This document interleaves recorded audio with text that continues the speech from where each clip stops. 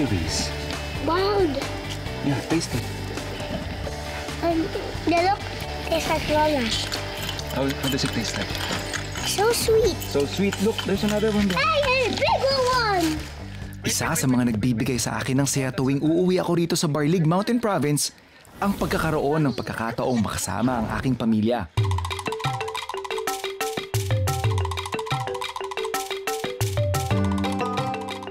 Palaging may naghihintay na espasyo para matuluyan namin ang aking pamilya dito sa bahay ng mga lamaton sa poblasyon sa Barangay Gawana.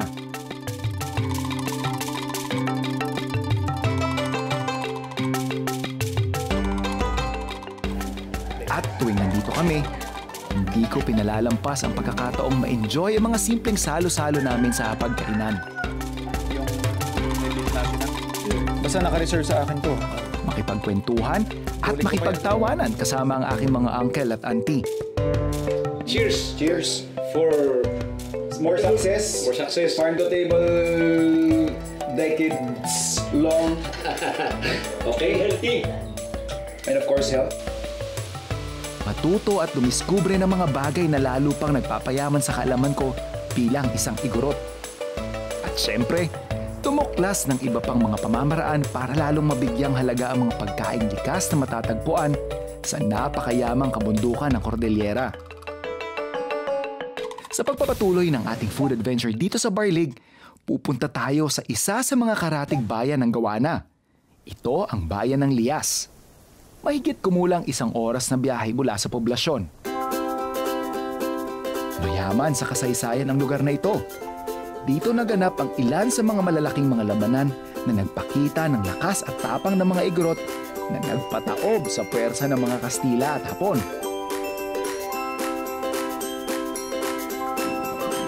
Ngayon, isa itong mapayapang komunidad kung saan karaniwan ang pag-aalaga ng mga hayop gaya ng manok at pato sa mga bakuran.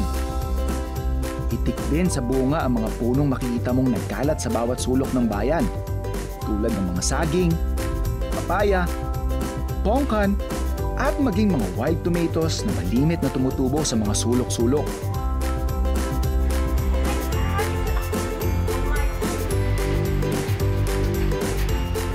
At kapag bumisita ka rito sa Lias, malamang isa sa mga irerekomenda ng mga taga rito ay ang makita mo ang sikat na Karanag Falls.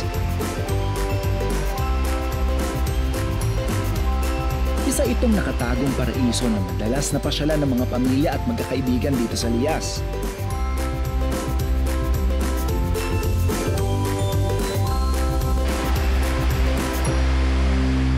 Gamit ang ilan sa mga sangkap na makukuha sa Lias, dito ako nagluto ng ilang putahe na ihahanda ko para sa special outing naming mag-anak ngayong araw. Dahil marami silang mga native na pato dito sa Lias, isa sa mga iluluto ko ang braised citrus duck. Matapos hati-hatiin ang native na pato, inuna ko ang pag-sear nito sa pan hanggang maging brown ang kulay. Saka ako idinagdag ang aromatics, dinigdik na luya, at iniwang mga sibuyas. Bilang pandagdag lasa, nilagyan ko rin ito ng kaunting suka at natural spring water mula mismo sa napakalinaw na Karanag Falls.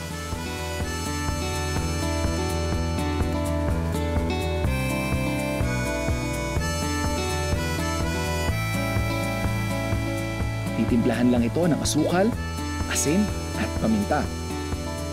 At hahayaang maluto hanggang mag-reduce at lumambot ang karne ng pato.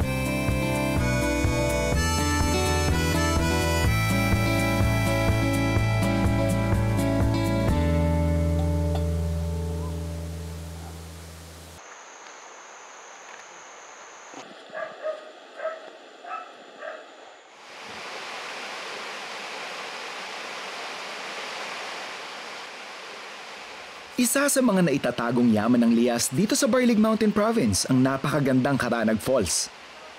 Bihira mabisita ng mga turista at adventure seekers dahil halos 1 oras mo pa itong kailangang lakarin paakyat sa gilid ng mga bundok ng Lias. Pero pagdating mo dito, sulit naman sa view.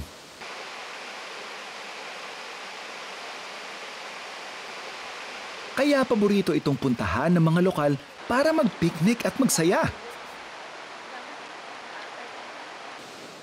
Para sa akin, perfect ang nature tripping vibe ng Karanag Falls para ibida ang mga ingredients na matatagpuan dito sa Mountain Province.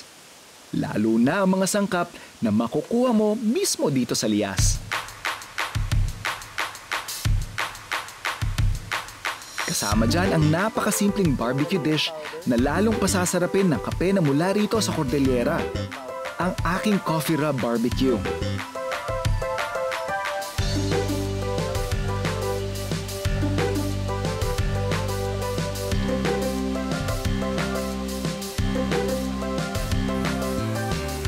Mahalagang elemento ng pagluluto gamit ang kahoy ang lakas ng apoy na kayang ibigay ng gagamitin mong panggatong.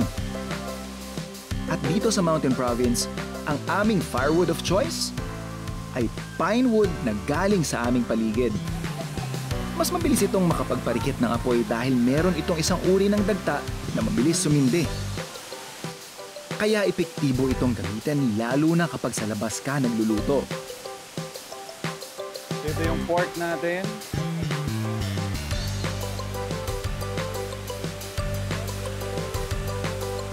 Season lang ng salt. Then, coffee ground. Cayenne powder. Onion powder. Some garlic powder.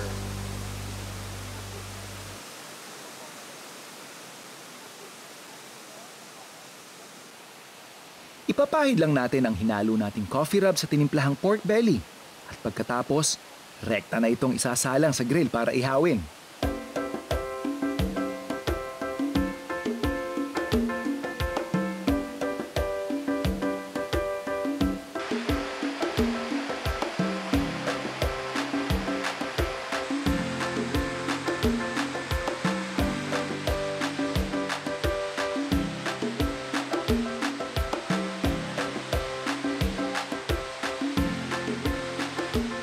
Habang hinihintay natin ang ating coffee rub barbecue, tuloy pa rin ang pagpapalambot ng ating braised citrus duck. Maya-maya lang, pwede na rin idagdag ang citrus fruit na magbibigay dito ng tatak Lias na lasa.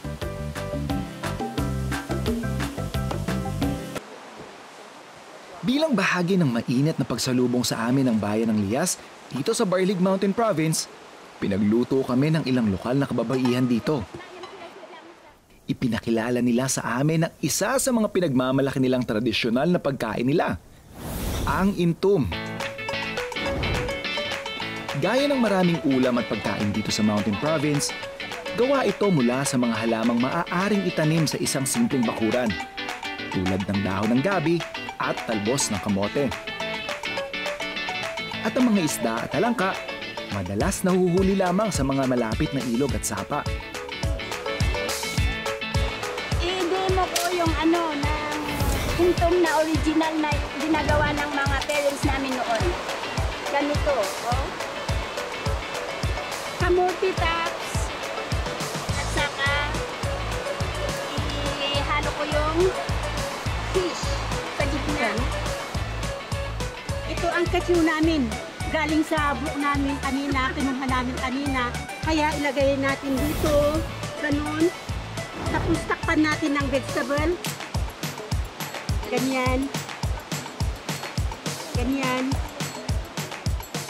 Lagyan natin ng ng konting manteka.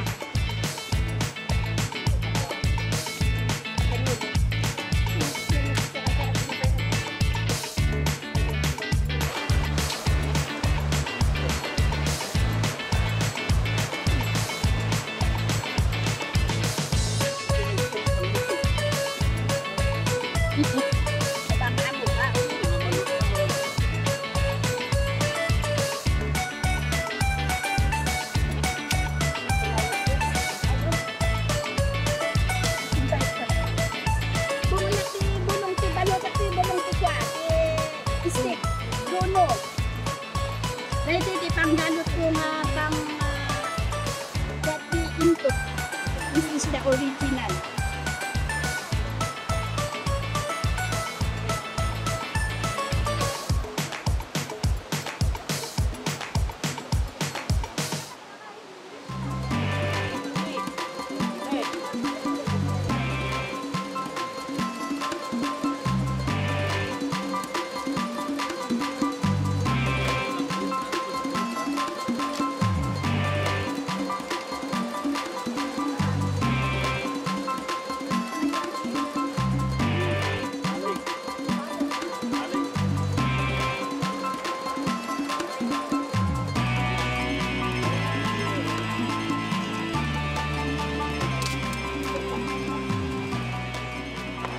Hintayin natin 1 oras bago maluto.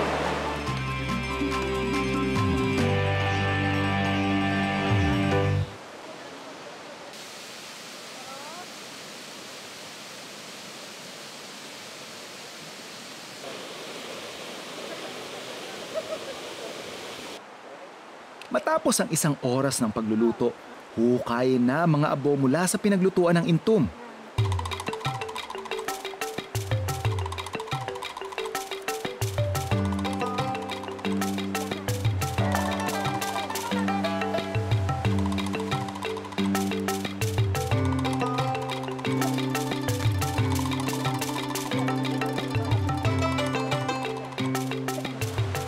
Naruto at ang intong tako, so nga, loktan tako tapno mga takuan. Ay, naruto. Manpuang unang binuto niya intong. Ganun. Ganun siya. Ganun siya.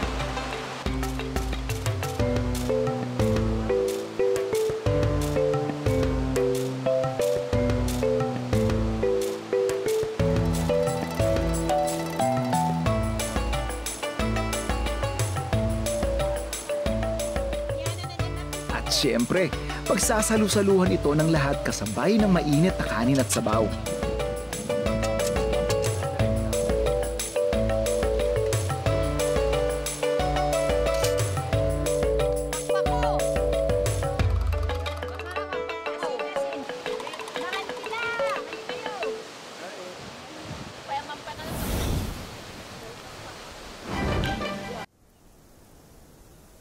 Kung pupunta ka sa mga bayan ng Mountain Province, isa sa mga makikita mong prutas ay ang variety ng citrus fruit na tinatawag nilang Lias Pongkan.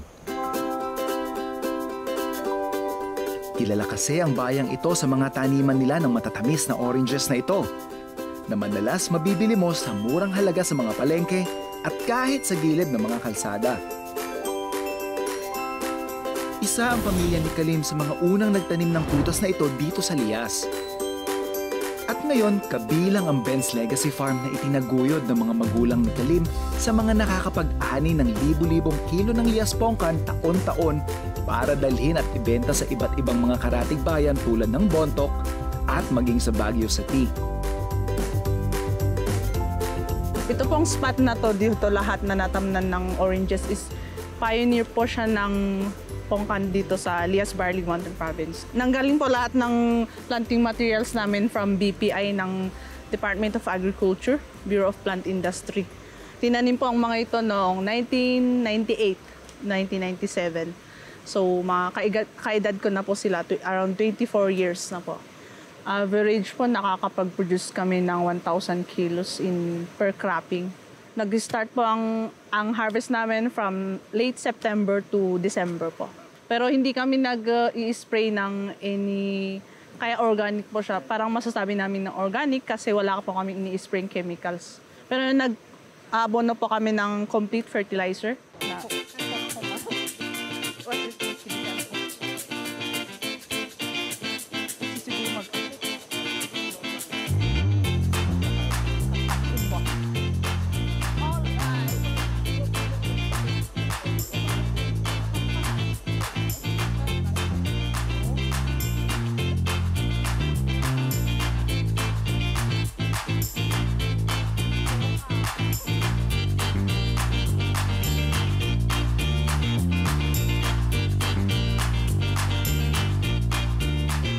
Kaya naman para sa akin, isang malaking karangalan na maibida ang Lias Pongkan sa isa sa mga dishes na iluluto ko sa aking homecoming dito sa Barlig. Ito ang sangkap na lalo pang magbibigay ng flavor sa ginagawa kong braised citrus stock.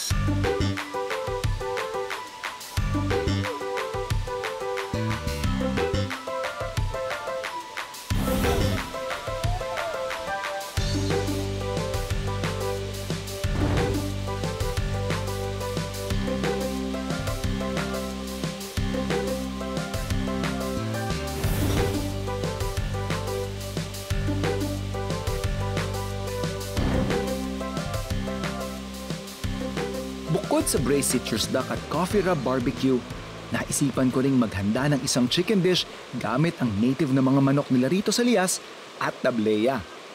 Ang coffee chocolate chicken na inspired naman ng chicken mole ng mga Mexicans.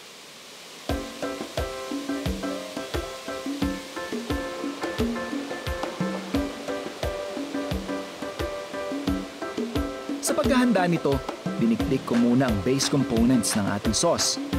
Sinamahan ko ito ng iba't ibang spices gaya ng cloves, cumin, thyme, at cinnamon.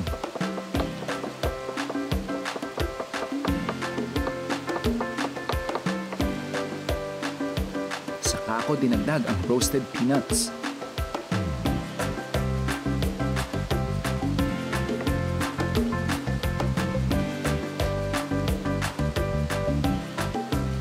Pagkatapos ay hinalo ko na rin ang mga tableya,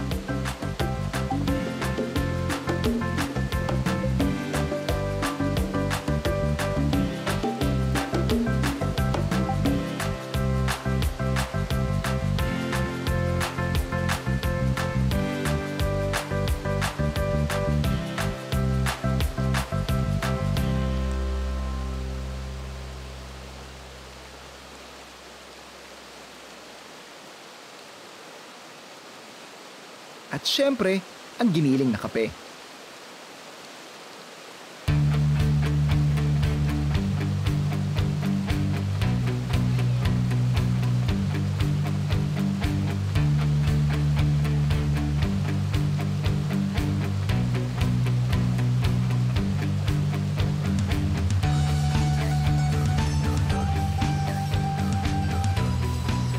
Sa isang kaldero, naglagay ako ng butter at saka ko hinalo ang mga dinikdik nating ingredients.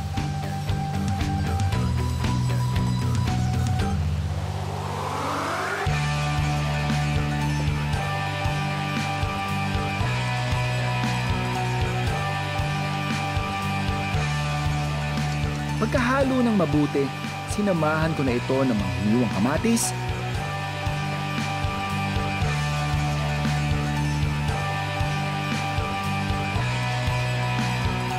saka ko nilagyan ng tubig o chicken stock at hinayaang kumulo ng bahagya.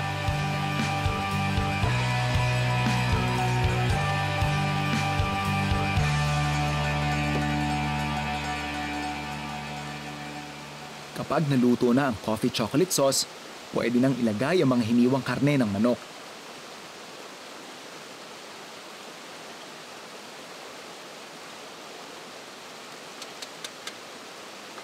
Titimplahan ito ng konting asin at paminta at hahayaan lang natin itong kumulo hanggang sa lumambot ang ating native na manok.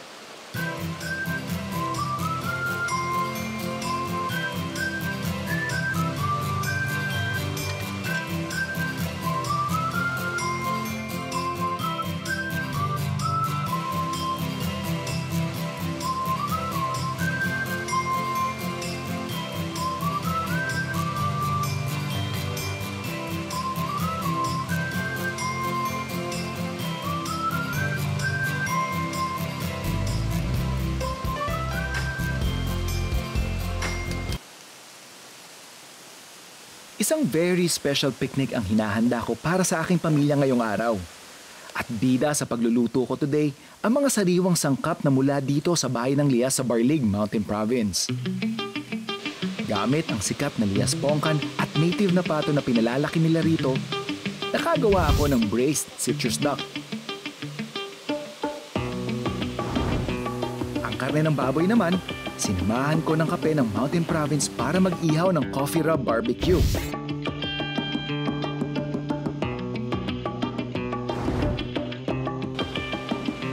At matapos kumulo at lumambot ng native na manok ng Lias, ready na rin ang aking coffee chocolate chicken.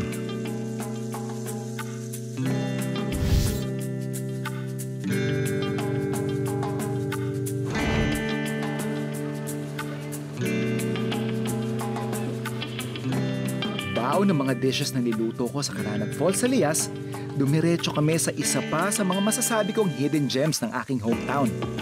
Ito ang Lake Tufog.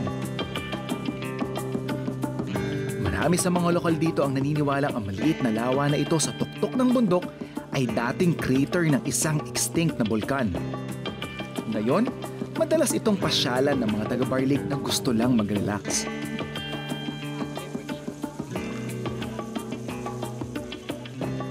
Sampung minutong akyat at lakad lang mula sa main highway, madadaanan mo na ang napakagandang mossy forest na nakapalibot sa Lake Tufub. Na para sa akin, maganda ring playground at learning place para sa anak kong si Mateo.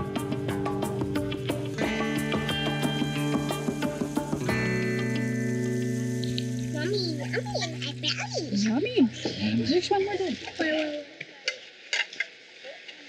What? You drowning? What's that? What is the dog? See?